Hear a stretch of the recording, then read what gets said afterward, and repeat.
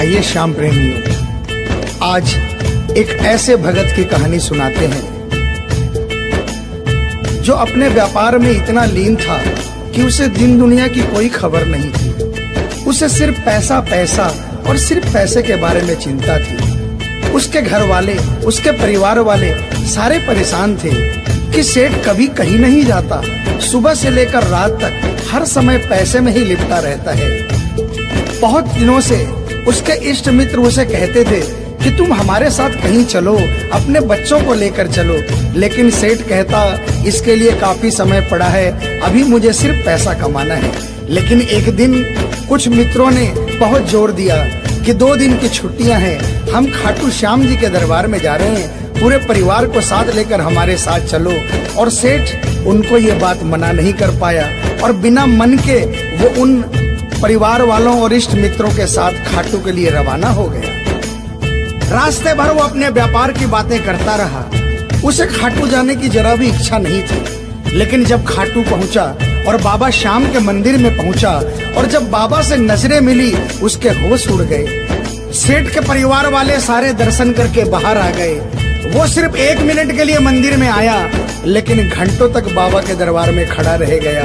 उसको होश नहीं रहा और वो बाबा की तरफ देखकर आंखें बंद करके आंसुओं की धार बहती रही और वो बाबा से मन ही मन बातें करता रहा। जब परिवार वालों ने उसे कहा कि अब चलना है, तो सेठ ने बाबा से कहा, प्रभु मुझे अब हर महीने 11 को अपने दरबार में बुलाओ। और ये कह करके वो बाबा के दरबार से वापस अपने घर को आ गया। 15 दिन बाद 11 आई।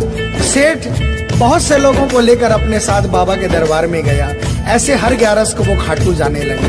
लेकिन एक दिन जैसे ही वो सुबह 11 को घर से निकलने लगा, मुनीम ने कहा, सेठ जी कहाँ जा रहे हो? सेठ ने कहा, अरे मुनीम तुझे पता नहीं, आज 11 है, मुझे खाटू धाम जाना है। मुनीम ने कहा, सेठ जी आपको पता नहीं, आज बाहर के कुछ व्यापारी आने वाले हैं, लाखों का सौदा होने वाला है और वो व्यापारी आज रात को वापस इंडिया के बाहर चले जाएंगे। आपके पास तो मौका है, आप 11 की जगह मावस को खाटू चले जाना। सेठ के मन में ये आया कि हाँ, इसमें क्या फर्क पड़ता है, आज यहाँ व्यापार कर लेता हूँ, सौदा कर लेता हूँ, मैं खाटू मावस को चला जाऊंगा। और सेठ उस दिन खाटू नहीं जा पाया। 11 निकल गई, मावस आई, मावस को फिर कोई व्यापारी आ गया। उसके बाद फिर पूर्णिमा आई, फिर कोई व्यापारी आ गया और इसी तरह सेठ व्यापार में फिर उलझ गया। एक दिन रात को सेठ सोया तो उसके नींदों में उसे ऐसा आभास हुआ कि उसे कोई आवाज आ रही है और उसने बड़े ध्यान से सुना। उसे लगा खाटू वाले श्याम बाबा उसे कह रहे हैं, वाह रे सेठ, मैंने तो सोचा था कि मेरे दरबार में कोई बहुत बड़ा भूला भटका भगत आया है, लेकिन मुझे क्या पता था कि कोई भगत नहीं, एक सौदागर आया है और मुझसे सौदा करके चला गया। आज तू अपने घर में, अपने व्यापार में खूब खुश है, तू वहीं पर खुश रहे। और ऐसा कहकर वो आवाज बंद हो गई। सेठ की आंखें खुली, उसके मन में ग्लानि हो गई। उसने सोचा कि मैं आज ही खाटू धाम जाऊंगा और वो जैसे ही खाटू के लिए निकला, रास्ते में एक्सीडेंट हो गया। सेठ की दोनों टांगे रह गई। अब सेठ अपने पैरों पर खड़ा नहीं हो पाया और उसके मन की मन में ही रह गई। सेठ बहुत तड़पता रहा। एक दिन सेठ अपने घर के दरवाजे पर बैठा, आंसू बहा रहा कि मेरा बुलावा क्यों नहीं आ रहा, मैंने इतनी बड़ी गलती करी, मुझे बाबा के दरबार से इतनी दूरी क्यों हो गई। इतने में उसके घर के सामने से एक डाकिया निकला। सेठ ने डाकिया को आवाज लगाई और कहा, ए डाकिया, तुम तो कलकत्ता, दिल्ली, बम्बई भक्तों का संदेशा लेकर जाते हो, लोगों के चिट्ठियां पहुंचाते हो। आज मेरी एक चिट्ठी, मेरा एक संदेशा मेरे खाटू वाले श्याम बाबा के दरबार में क्या पहुंचा दोगे? डाकिया ने कहा, सेठ मैं तो आजकल खाली रहता हूँ, जब से इंटरनेट का जमाना आया है लोग ईमेल पर ही चैटिंग कर लेते हैं, बताओ तुम्हारा क्या संदेशा है और कहाँ पहुँचाना है। और ऐसे डाकिया ने सेठ से कहा और सेठ ने डाकिया से कहा।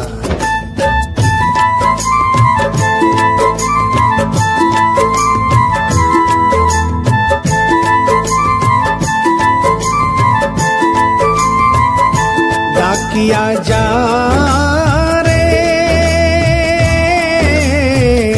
श्याम ने संदेशो दीजे, श्याम ने जाए तो कह दीजे, भगत थार दर्शन न तरसे। डाकिया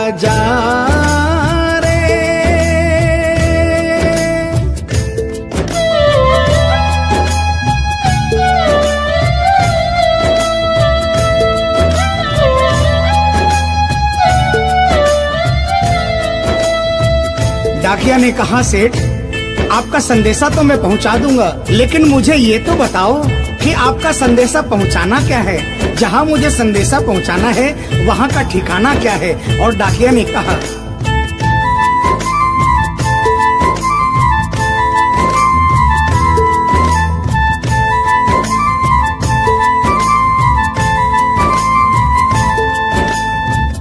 कौन से गांव थारो शाम बस्यो है, इतनो माने बता दे सेवक रे।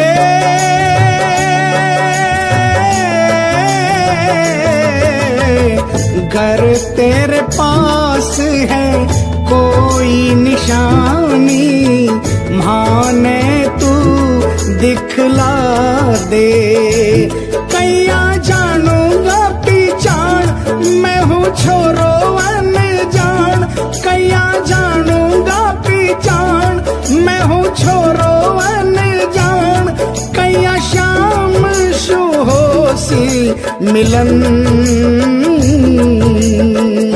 डाकिया जा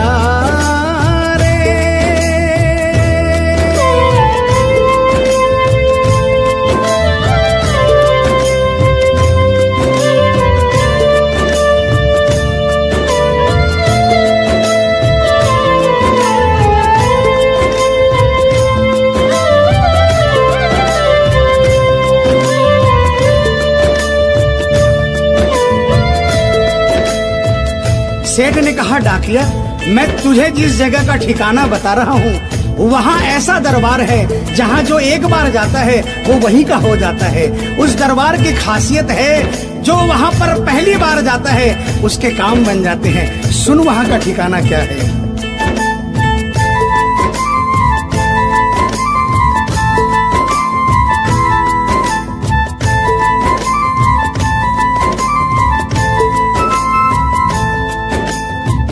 खाटू में है श्याम जी को मंदिर, शिखर ध्वजा लहरावे। डाकिया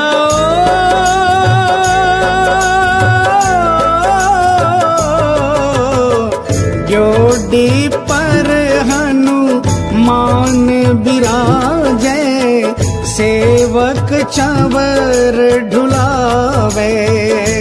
बाके नौबत बाजे द्वार, गूंजे हरदम जय जयकार। बाके नौबत बाजे द्वार, गूंजे हरदम जय जयकार। सज धज बैठो है श्याम सजन, डाकिया जा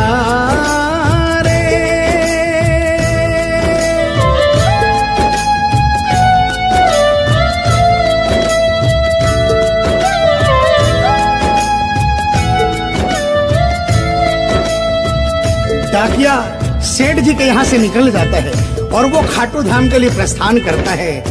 धीरे धीरे वो खाटू पहुँचता है और खाटू पहुंचकर बाबा के मंदिर का पता करता है और मंदिर के नीचे पहुंचकर वो पहले प्रणाम करता है और बाबा के मंदिर की 13 सीढ़ी चढ़ता है। और वो बाबा के सामने पहुंचकर बाबा की तरफ नहीं देखता, पहले अपने झोले में से वो सेठ की चिट्ठी निकालता है और चिट्ठी निकाल के पढ़ने लगता है।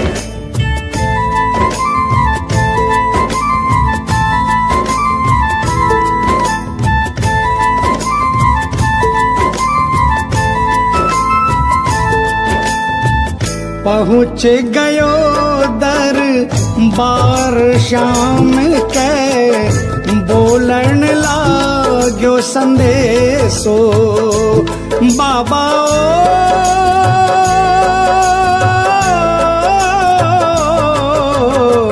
बन बैठो कद श्याम दीवानो, कुछ ना रयो अंदेशो। आखड़ ल्यासू बरसी धार, जैया सावन की फुहार। आखड़ ल्यासू बरसी धार, जैया सावन की फुहार। देख सांवरिया बोलो ये वचन, डाकिया जा रे।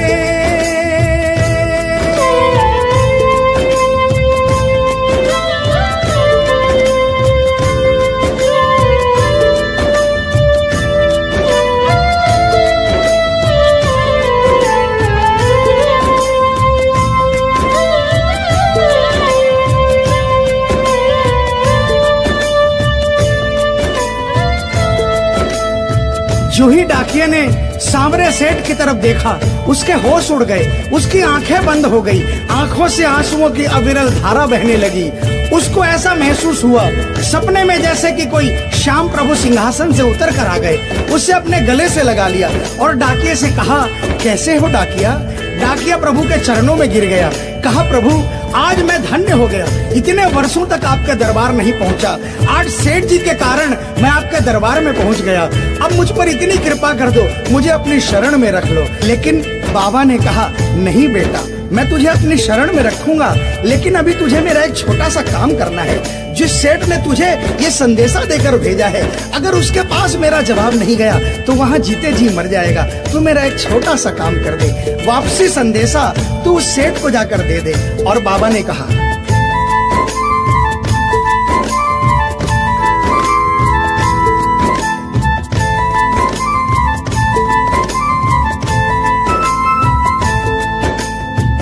कह दीजिए तू जाए सेवक ने तेरो बुलावो आसी।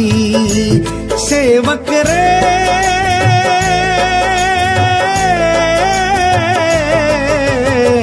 सबकी आस पुराऊं तो तू कैया रह पासी।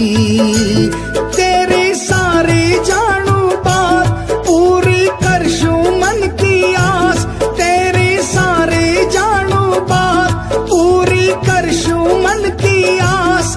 पर बढ़ा मेरे कानी कदम डाकिया जा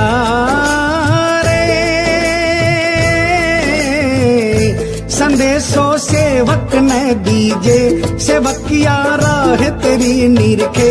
संदेशो सेवक ने दीजे, सेवकिया राह तेरी निरखे। सेवक संदेश ने तरसे डाकिया जा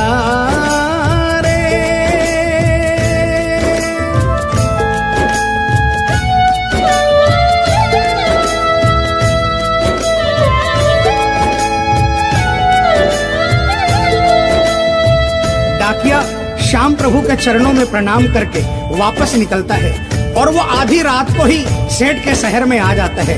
अब डाकिया को इतनी जल्दी थी कि उसने आधी रात नहीं देखी और उसने जाकर सेठ के दरवाजे की घंटी बजा दी। उस दिन सेठ के घर में कोई नहीं था, सेठ अकेला अपने बिस्तर पर पड़ा था।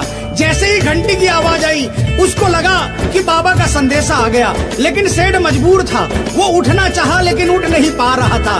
लेकिन अचानक उसने जोरदार जयकार लगाई, हारे के सहारे की।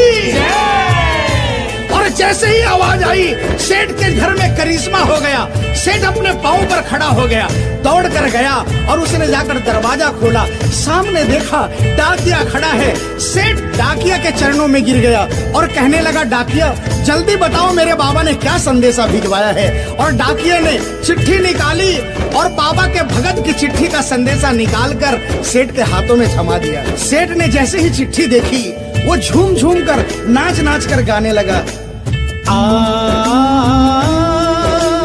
आ,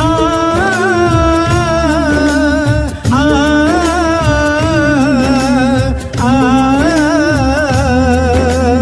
आ,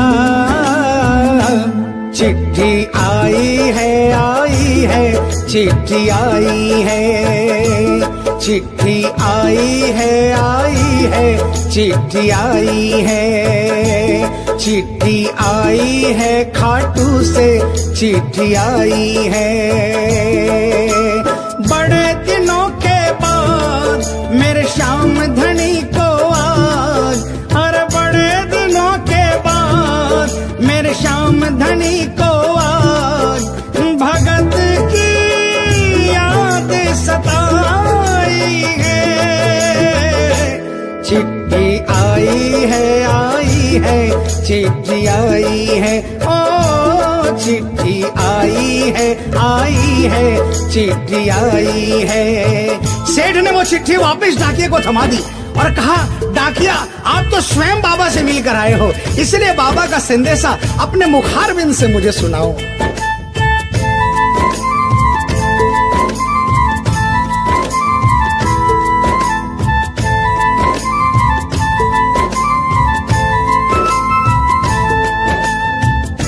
गुण संदेशो सांवरिये को मनड़ो घणो हरसायो।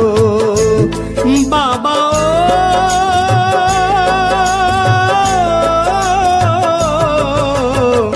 बंध गया पाँव में घूघरिया सा, मन को मोरियो गायो। म्हारो श्याम बड़ो